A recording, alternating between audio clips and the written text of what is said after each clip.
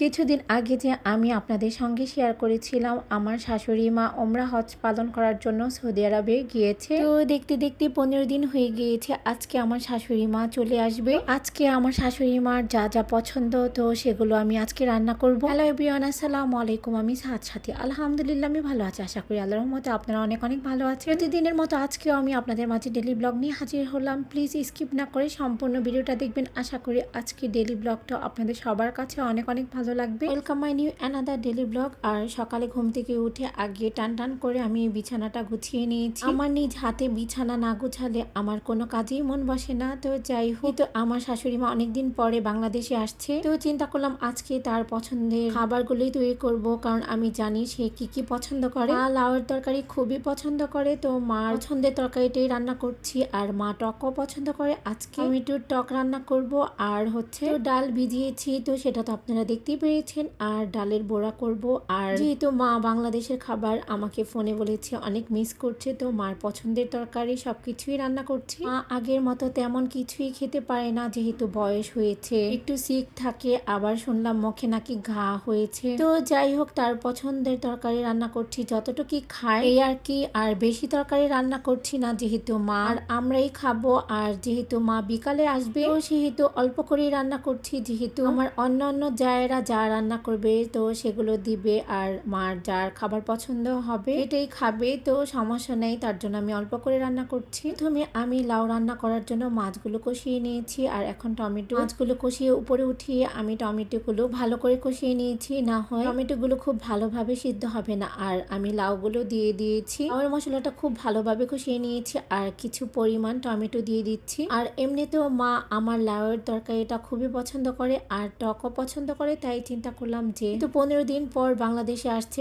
আর ফোনে আমাকে বলেছে আমি কিছুই খেতে পারি না, আর কিছুই ভালো লাগে না। আর এই তরকারি তো সে ওখানে পায়নি, তাই করে নিলাম। আর এখন আমি ডালগুলো কাটিয়ে নিচ্ছি আর বেশি করে পেঁয়াজ কাটিয়ে নিয়েছি। তো আমি বোড়া বানাবো আর বোড়ার মধ্যে আমি একটু রসুন থেতো করে দিব, তাহলে বোড়াটা খেতে আরো বেশি ভালো লাগবে। তো যাই হোক, এই তো দেখুন আমাদের ক্যাটলিনা কি সুন্দরভাবে ঘুমিয়ে আছে। আর ও আজকে ঘুমিয়ে আছে বলে সুন্দরভাবে সব কাজকর্মগুলো আমি করে ফেলতে পারছি। তো যাই হোক, এই তো আমার টমেটোগুলো খুব ভালোভাবে সিদ্ধ হয়ে গিয়েছে। এখন আমি একটু নেড়ে চেড়ে আমি পরিমাণ মতো পানি দিয়ে দিব। মাতোয়েলবাসীরা কিন্তু টমেটোর টকটা সবাই অনেক পছন্দ করে, তো এই টমেটোর টককে যদি আমি মিষ্টি আলু দিতে পারতাম আরো মজা হতো, কিন্তু আমার কাছে ছিল না। যাই হোক, এখন আমি তো দেখলেন যে আমি ডালগুলো বাটিয়ে নিয়েছি। আর এখন ডালের মধ্যে আমি পেঁয়াজ কুচি, ধনিয়া গুঁড়ো, মরিচের গুঁড়ো আর স্বাদ মতো লবণ, চামচ কুচি, ধনিয়া পাতা কুচি সবকিছু দিয়ে আমি খুব ভালোভাবে ম্যারিনেট করে রেখে দিচ্ছি। কিছুক্ষণ পরে ভাজবো আর গরম গরম বানাবো আর খাবো। আর এটা আমি সবসময় করে থাকি, আমার ডালের বড়া অনেক ভালো লাগে। লাউয়ের তরকারির মধ্যে আমি কিছু পরিমাণ কাঁচামরিচ দিয়ে দিচ্ছি। কাঁচামরিচ দেওয়ার পর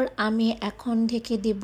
এরপর আমি এখন টমেটোর টকের মধ্যে আমি কিছু পরিমাণে তেঁতুল দিয়ে দিচ্ছি, তাহলে টকটা আরো বেশি ভালো লাগবে খেতে। তো যাই হোক, আমি এখন তেঁতুল দিয়ে দিলাম। তো মাতোয়েলের মানুষ কিন্তু টক ভর্তা এগুলা পেলেই খুশি। তারা পোলাও মাংস পেলে এতটা খুশি হয় না, যদি টক আর ভর্তা এসব কিছু হয় তাহলে আরো ওনারা বেশি খুশি হয়। যাই হোক, এখন কিছু পরিমাণ কাঁচামরিচ দিয়ে দিলাম।